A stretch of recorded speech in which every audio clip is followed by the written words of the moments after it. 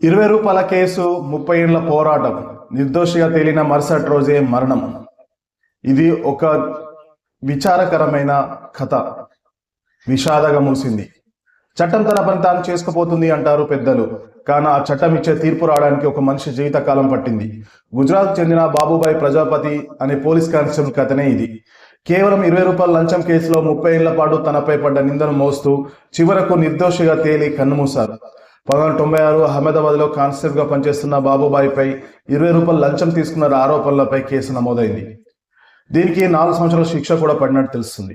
1997లో charge sheet, 2002లో అభియోగాలు, 2004 session court ఆయనకు 4 సంవత్సరాల జైలు శిక్ష విధించింది. సెషన్ కోర్టు తీర్పును సవాల్ చేస్తూ బాబుభాయ్ గుజరాత్ హైకోర్టును ఆశ్రయించారు. ఆ అప్పీల్ ఏకంగా 22 ఏళ్ల పాటు పెండింగ్లో ఉంది. ఈ ఏడాది ఫిబ్రవరి 4న హైకోర్టు సంచలన తీర్పునిచ్చింది.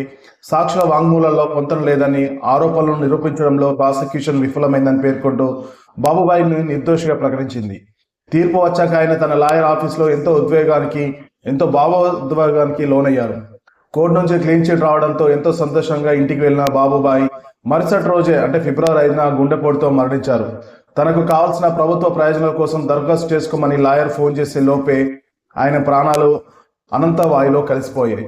30 ఏళ్ల పాటు నిందను మోసిన వ్యక్తి చివరకు నిందను పోగొట్టుకున్న మరునాడే ప్రాణాన్ని వీడడం ఆయన ఆయన శాశ్వతంగా కన్నుమూశారు. ఈ కథ చాలా మందికి కనువిప్పు కలిగిస్తుందని తెలుసుకోవాలి. చట్టం తన పని తాను చేసుకుపోతుందని ప్రభుత్వంలోని పెద్దలు, రాజకీయ నాయకులు చెప్తుంటారు. కానీ ఆ చట్టం తన పని తాను సకాలంలో చేసినప్పుడే సగటు మనిషికి న్యాయం జరుగుతుంది. కానీ ఈ కథలో మాత్రం ఒక జీవిత కాలం పట్టింది. కేవలం రూ. 20 లంచం కేసులో 30 సంవత్సరాల నిందన మోసిన వ్యక్తి క్లీన్ చిట్ ఇచ్చిన కోర్టు మర్నాడే మరణం సంభవించి అనంత వాయులో కలిసిపోయాడు బాబుభాయ్.